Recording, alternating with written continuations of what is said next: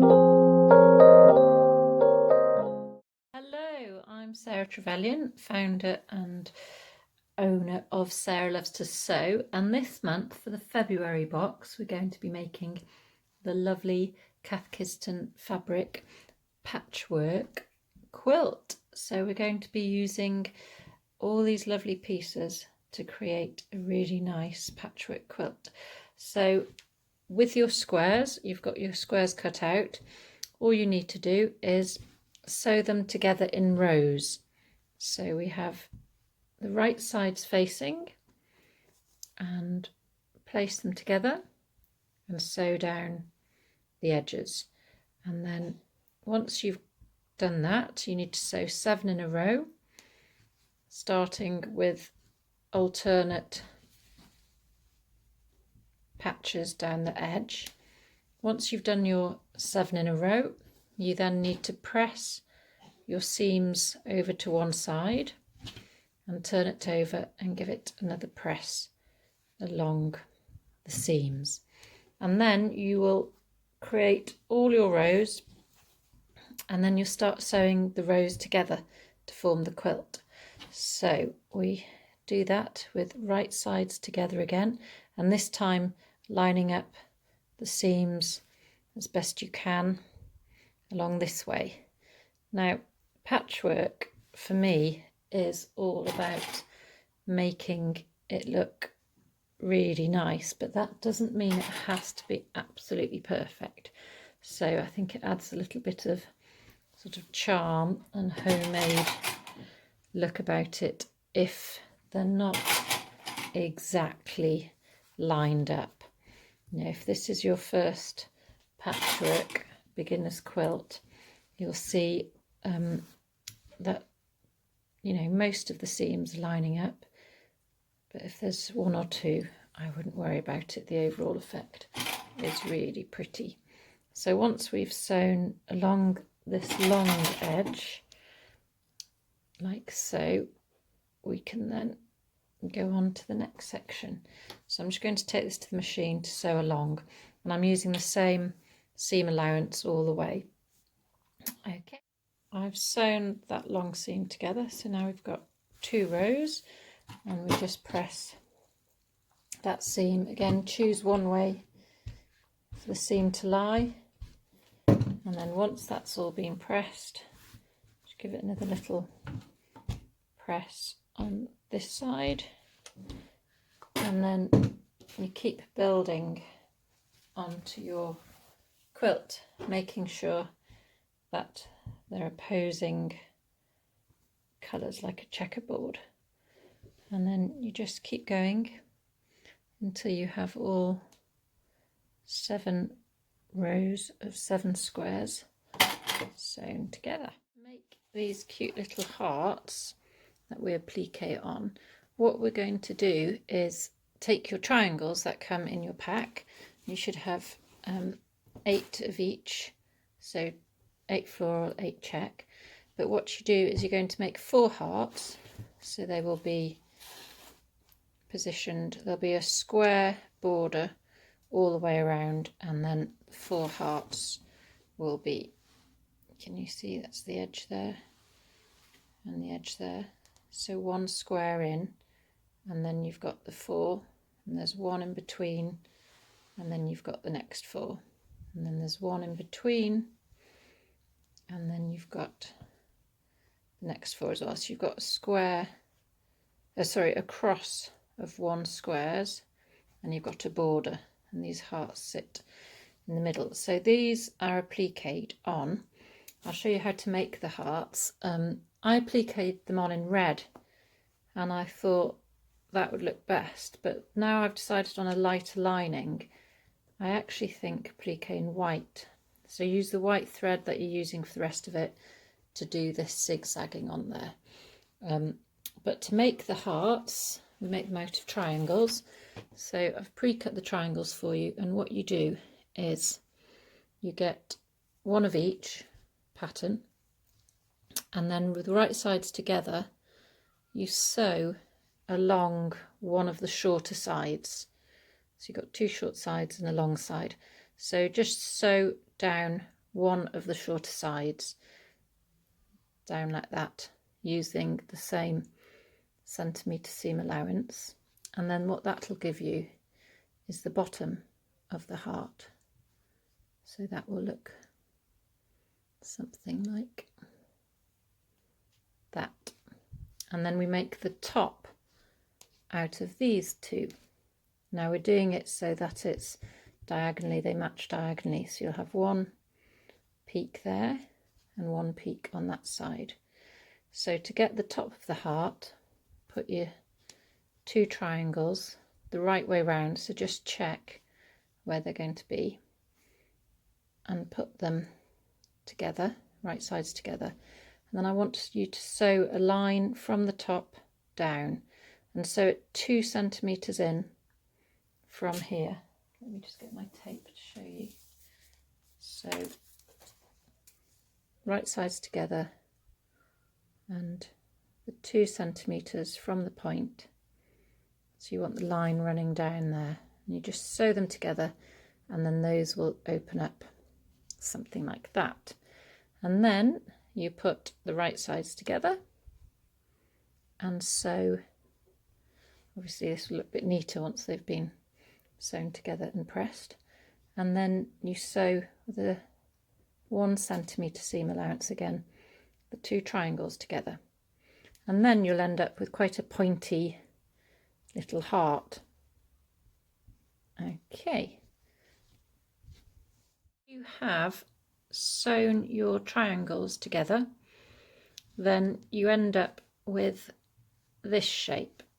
Now what you need to do is get your heart template and cut that out, and then if you place that on top of your triangles, and then with a fabric pen, if I can find mine, where has that gone? With a fabric pen you can then just draw yourself a guide to cut around, which gives it slightly rounder corners. So this bit here doesn't quite reach, but it doesn't have to be absolutely perfect.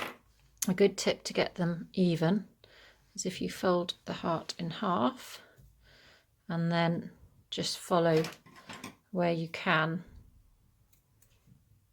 that little guide and cut around the top there. And then you will be able to get a little heart shape, and this will be zigzagged over as well, so it doesn't have to be absolutely perfect.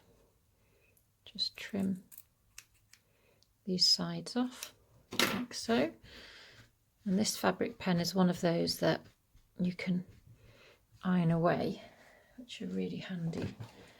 So there you have your heart ready to applique on to your quilt. To apply the little hearts, we put them with opposing patterns. So the check goes on the floral and the floral on the check, and we're going to put it in the middle, line up the 4 crossroads there, and then we're going to zigzag all around with red stitch. So for that you want to put your stitch on the length on about 1 and the zigzag stitch on its biggest. You've zigzagged the hearts on, you can see that this technique, the zigzag technique, does give it a nice border, and it adds to the sort of vintage shabby chic look for the little patchwork quilt. Your quilt out, so you've got the backing, the wadding, and then the front, so you're sandwiching the wadding and pin it into place. Then you want to tack it all into place, you get rid of the sharp pins. Put it in place, just take needle and thread and start to tack. These don't have to be neat, they just have to make sure you start from the centre and you work your way out, and you're just going through all 3 fabrics, and this will keep it in place for when you want to start quilting. So just tack. I've done it in a different colour so that I can see it easily to pull it out at the end. Just keep going like that until you've covered the whole of the quilt. So I've tacked from the centre outwards all 4 points, and now I'm just doing diagonally all 4, and then I'll just do some around the edge. So you want to make sure you're always working from the inside out. Quilt the blanket. So we start at the centre, and you can quilt out lines. You can either follow the lines along the seams, or you can do diagonal lines. It's totally up to you. Or if you've got a free motion foot, you can change your presser foot to the free motion foot and do little circles or patterns. It's up to you, the quilting section. I think with this one, because we've got the heart on it, that I might just do straight down the seams, because I don't really want one going diagonally through. You could stop either side. If you've got a walking foot, then this is a good time to get it on and practice. So you just unscrew the screw to release the presser foot, put the walking foot on, and that will really help you get through the layers, especially as the fleecy bit will be a little bit slippery. So I've marked the centre of the square in the centre of the blanket or the quilt, and then I folded it diagonally both ways to get the centre point, and then just unfold it, place it over the square, and then I used a pin just to find that centre, pin it all the way through, and then with a little fabric pen just mark it where it is in the centre. So once you've got the centre, you can start there. I've just put the walking foot on, and then sew outwards to each corner in turn. So you come back from the centre and sew out to each 4 corners. So I decided that I was going to quilt in diagonal lines. I'm guessing that most of you don't have free motion feet. You might do, but I just thought that would do that for this blanket. And I thought I'd just start it off. So you make sure your stitching is straight stitch, and I'm going to do it on a 3. So off we go. Just reverse stitch a couple just to secure it, and then make your way, aiming to cut through diagonally. And what we do when we reach the hearts is I'll just stop, go back a few stitches, and then move the fabric along. So I don't want to actually quilt over the heart there, so I'll just go back. I suppose you could quilt around the heart if you liked, but I think I'm going to just move it over in straight diagonal line, pick up there, and then keep going. Use reverse stitches. By working from the centre outwards, you're always pushing all the wadding and the fabric to the outer edge, so this will avoid the bunching.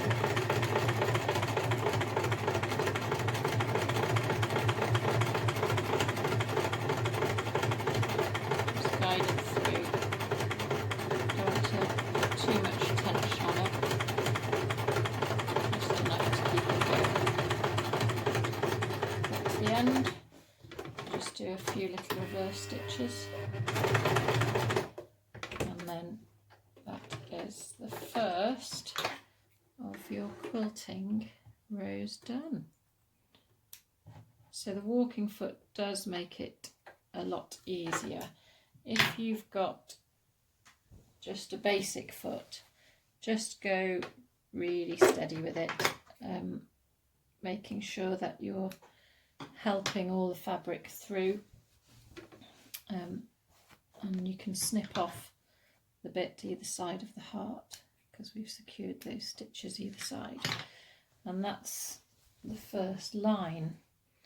So we'll just leave all the tacking in and go back to the centre and start on the next diagonal, which I'm going to go and finish the same line. So you just have to smooth your fabric through to get to the centre. There we go. Put your needle in and then just line up with that corner.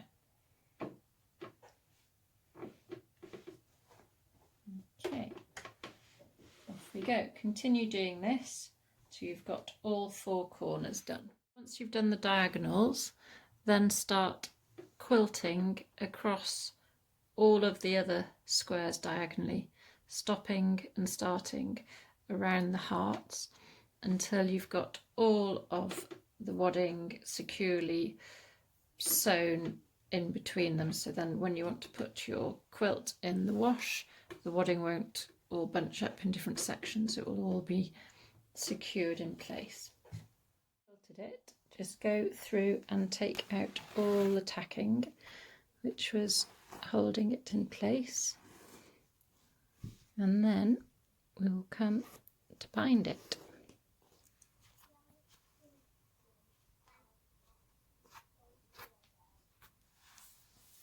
So when it comes to binding the quilt, you take the quilt binding that I've provided and iron it to the wrong sides together in half, so you get this effect. And then I want you to start in the middle with leave an end of about 10 centimetres and just pin the binding matching the raw edges of the binding to the raw edges of the front. And don't forget about this tail of 10 centimetres yet, you'll be doing a diagonal seam at the end.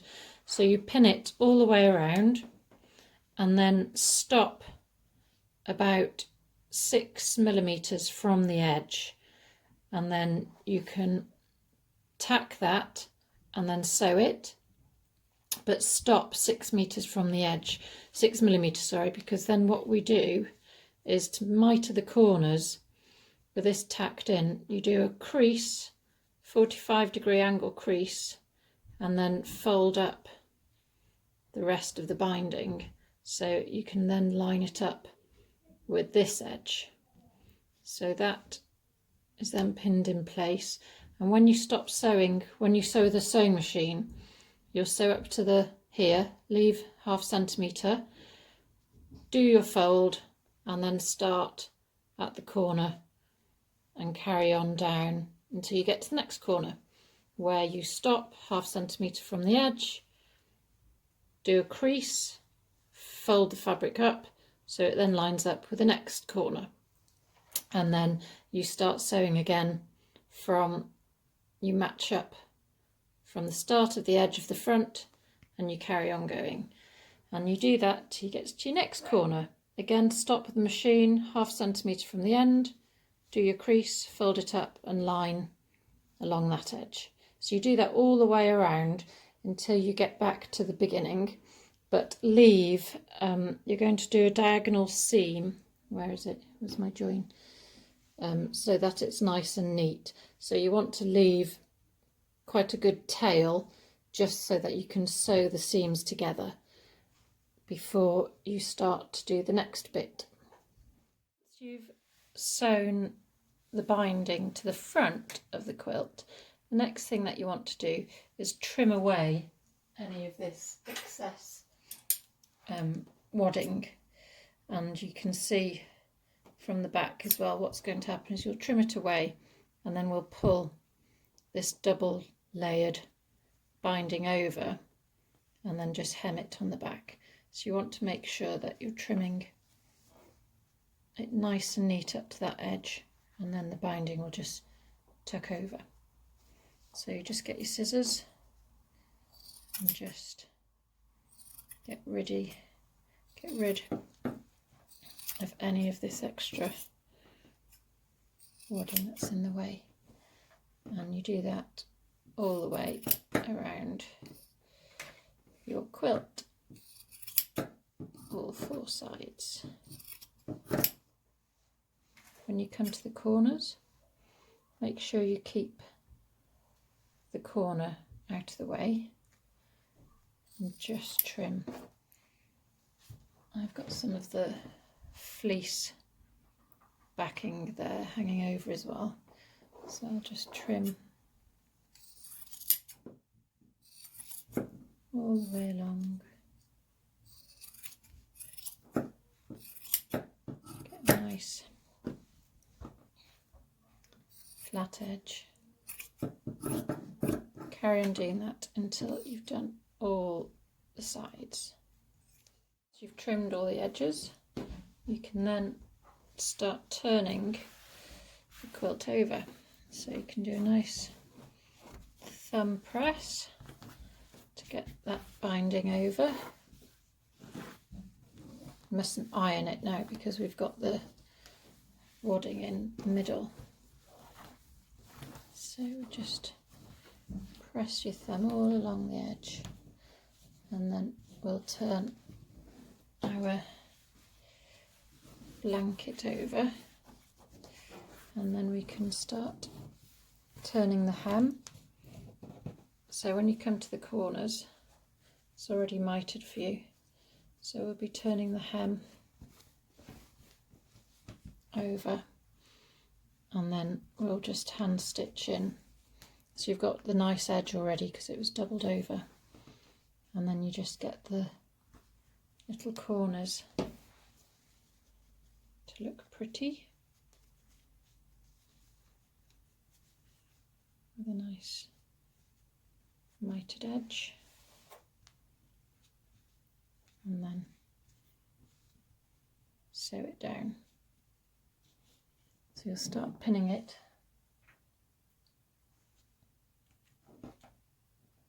into place. Make sure you catch all this bit of fleece in. Pull it over nice and tight.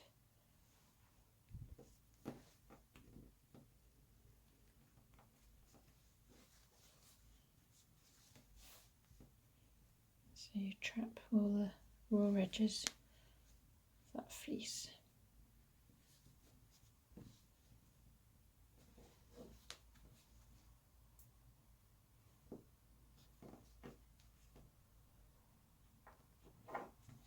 Then you can hand sew this little hem all the way around so it doesn't go through onto the front.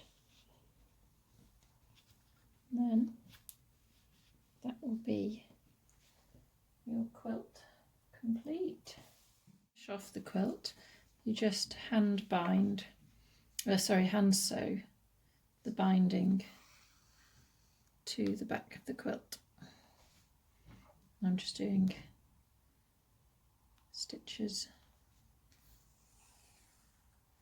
over, under, so they won't be seen once it's all done.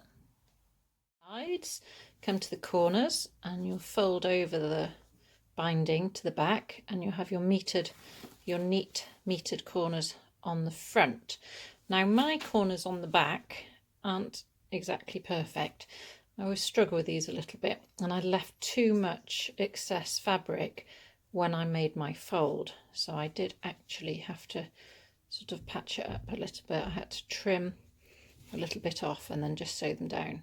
But I am still really pleased with this. It looks really nice and neat from the front, and to be honest, the back is so gorgeous and fleecy and lovely that I just quite like having that side on my lap and snuggle up in the warmth. So I hope you've enjoyed making your blanket, and I hope that you feel really pleased with it, and well done indeed if you've got this far.